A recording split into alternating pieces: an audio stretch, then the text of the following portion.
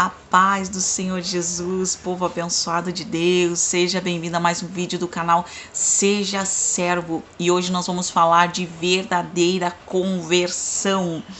Eu quero te convidar a curtir esse vídeo porque o YouTube entende que é relevante e sugere para outras pessoas. Eu quero te convidar a compartilhar esse vídeo se ele for relevante na tua vida. E eu quero te convidar a se inscrever no canal para a gente ajudar esse canal a crescer e ser edificante para muita gente, tá certo? Nós vamos lá para o livro de Atos, então, nós vamos falar da verdadeira conversão. A Bíblia cita inúmeros textos sobre a verdadeira conversão, mas eu meditando nesse texto, eu quero trazer para ti, através deste pequeno texto, quando Paulo ele vai para a cidade de Éfeso, ali ele encontra homens que estavam pregando ali o arrependimento. Ele se intriga com aqueles homens, ele pergunta no que eles eram batizados, qual o batismo que eles eram batizados, porque ele discerne das coisas espirituais e ele percebe que esses homens não têm o Espírito Santo, então ele impõe as mãos sobre esses homens. Ele explica, claro, né, depois, se eles se lembravam do que João havia dito, que depois dele havia de vir né, que os batizaria com fogo, e aí Paulo fala para eles e ele impõe as mãos sobre eles e são batizados. O texto vai dizer que Paulo fica ali em Éfeso e ele prega ali maravilhas, ele faz sinais, ele prega as escrituras, pessoas se convertem, ele faz sinais, cura enfermos, liberta pessoas de demônios, as pessoas chegam a pegar ali pedaços das suas vestes, da sua roupa, para levar para suas casas, para expulsar os demônios lá, e os demônios eram afugentados pelos pedaços da roupa de Paulo. O texto também vai dizer, ali no capítulo 19, no versículo 8, que Paulo prega na sinagoga durante 3 meses. E depois, no capítulo 13, diz que alguns exorcistas judeus, eles começam a tentar expulsar demônios em nome de Paulo, em nome de Jesus a quem Paulo prega, o texto diz. E os demônios, eles riem desses homens, os demônios, eles se apossam deles, eles batem neles, deixam eles nus e colocam eles para correr. E o que acontece? O texto diz, olha, eu quero que tu preste atenção, o texto diz que Paulo prega 3 meses na sinagoga. Esses homens eram filhos de um homem chamado Seva, que era um dos principais da sinagoga. Então esses homens já eram homens que tinham ali uma vida religiosa, eram filhos do principal da sinagoga. Eles olham para Paulo, eles se interessam pelo poder que Paulo tem, eles se interessam pelo que Paulo está fazendo ali, porque eles ficam maravilhados, né? Como foi o caso também de Simão, o mágico, né? Que Pedro ele repreende, né, sobre ali ali mesmo no livro de Atos, né, no capítulo 8 ou 7, se não me engano, capítulo 8, quando eles saem ali, os discípulos saem começa uma perseguição ali de Paulo, né, e os discípulos eles se dispersam, e Filipe vai a Samaria e começa ali a pregar a palavra, as pessoas escutam e tal, e outros discípulos vêm para ajudar eles ali, né, nas conversões que estão acontecendo, e Pedro ali vai falar com aquele homem, né, que pede para Pedro, que também gostaria de ter aqueles dons ali, né, e queria pagar a Pedro uma quantia para ter aqueles dons, e Pedro repreende ele, né, que os dons de Deus não são adquiridos dessa forma, né, os dons de Deus eles vêm de forma pura, né, quando nosso coração está voltado para o Senhor, voltado para Deus, né, então o Senhor derrama sobre nós os dons, né, para que a sua igreja venha crescer. E o que acontece com esses homens ali é que eles não estão focados na pregação do evangelho para o arrependimento. Eles estão focados na pregação do evangelho para os dons de Deus, para tomar o poder. Eles querem poder. Eles ficaram fascinados com aquele poder ali. E o que vai acontecer é o que nós vimos no texto ali, né? Eles saem afugentados por Satanás, porque Satanás ele conhece Deus na vida de alguém, ele reconhece Jesus na vida de Paulo. Ele disse, eu conheço Jesus, eu conheço a Paulo, mas vocês eu não conheço, né? Ou seja, vocês não têm vida com Deus, vocês não têm autoridade na palavra que vocês estão falando, estão pregando. E o que vai acontecer depois desse texto? Olha só, a Bíblia diz que no versículo 17 desse mesmo texto, e caiu, e muitos que tinham, depois no 17 ainda fala sobre esses homens, tá? Mas eu quero contrapor aqui esses que não creram para a salvação, mas eles creram no poder. E eles queriam tomar o poder para si, para que os seus próprios nomes fossem glorificados. Né? Mesmo eles dizendo, sai em nome do Jesus que Paulo prega. Né? Eles queriam poder para eles. E aí, olha só o que o texto diz. E muitos, em versículo 18, diz assim, no 19 fala, isso foi notório a todos que habitavam em Éfeso, tanto judeus como gregos, e caiu o temor sobre todos eles.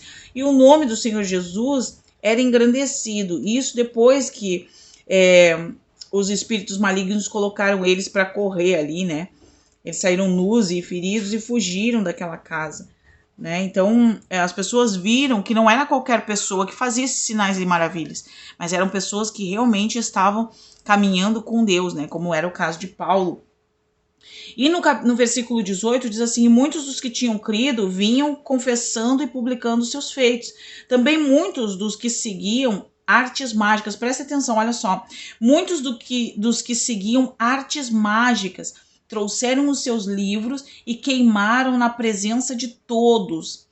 Feita a conta do preço, acharam que montava a 50.000 peças de prata.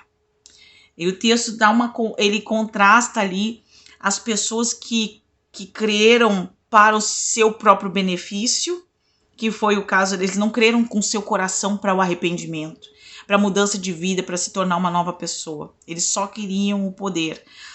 E o texto vai mostrar pessoas que creram verdadeiramente para o arrependimento. E olha só o que eles fizeram. Eles fizeram o que Jesus diz. Jesus fala no texto de Mateus, no capítulo 13, ele diz o seguinte, ali no versículo 44, também o reino dos céus é semelhante a um tesouro escondido num campo, que um homem achou e escondeu, e pelo gozo dele, vai, vende tudo quanto tem e compra aquele campo. E olha só, o outro texto diz assim, e outro sim, o reino dos céus é semelhante ao homem negociante que busca boas pérolas. E encontrando uma pérola de grande valor, vendeu tudo quanto tinha e a comprou.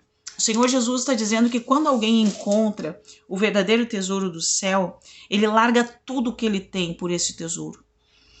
Ele entende o valor daquele tesouro e ele larga tudo, ele deixa tudo por aquele tesouro, que é o céu.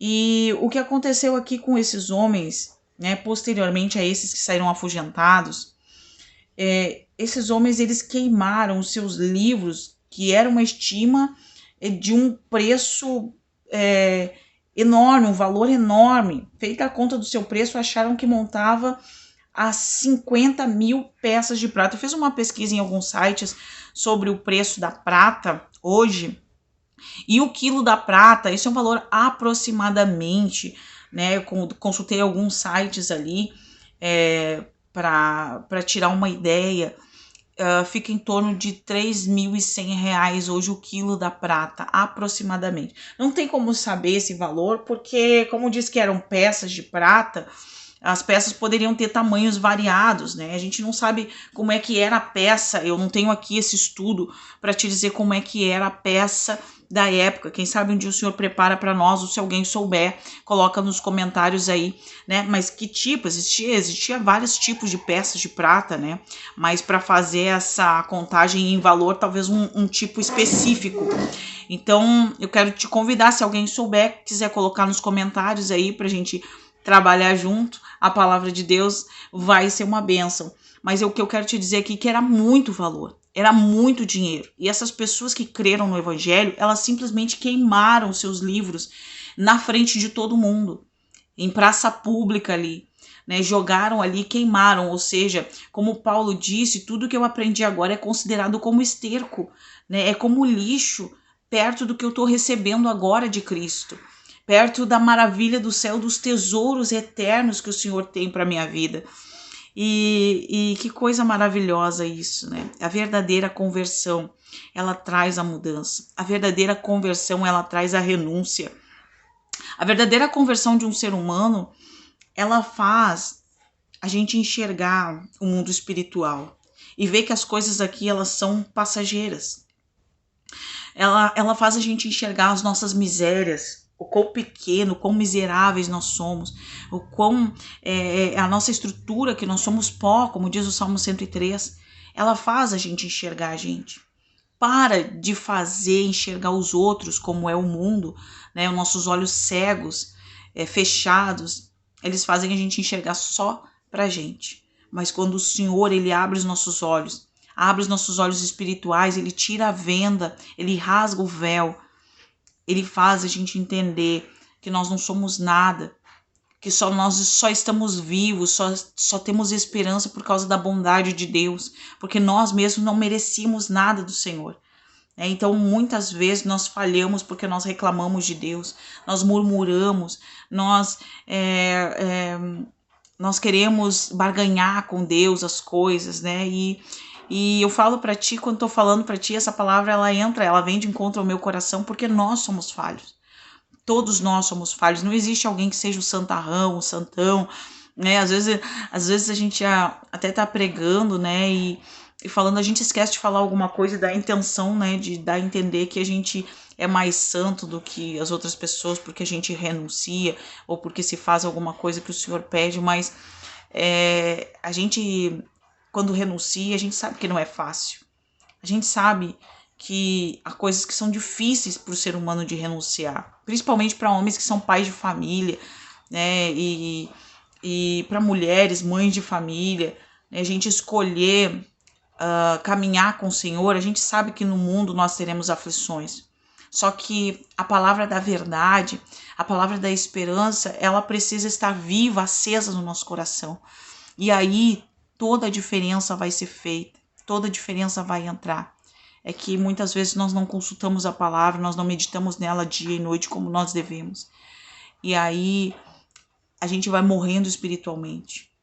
Vai morrendo, ao invés de ir acendendo a chama, acendendo a promessa, como eram os cristãos no primeiro século ali, né, terceiro, quarto século, mesmo em perseguições terríveis, eles, por mais que eles viessem atrás para matar os nossos irmãos, eles não se intimidavam com isso. E a igreja continuava crescendo ali. Eu quero deixar aqui para ti o meu abraço, que eu tô com o celular tá muito carregado. Eu preciso aliviar aqui alguns vídeos e não posso fazer vídeo muito grande por enquanto. Mas eu quero te deixar aqui o meu abraço. Eu quero te pedir para refletir nessa palavra, se quiser ler esse texto, né, sobre a verdadeira conversão. A verdadeira conversão, aquela que traz transformação no nosso coração. Tá certo? Não esquece de compartilhar o vídeo para ajudar o nosso canal a crescer e o nome do Senhor Jesus ser glorificado, tá certo?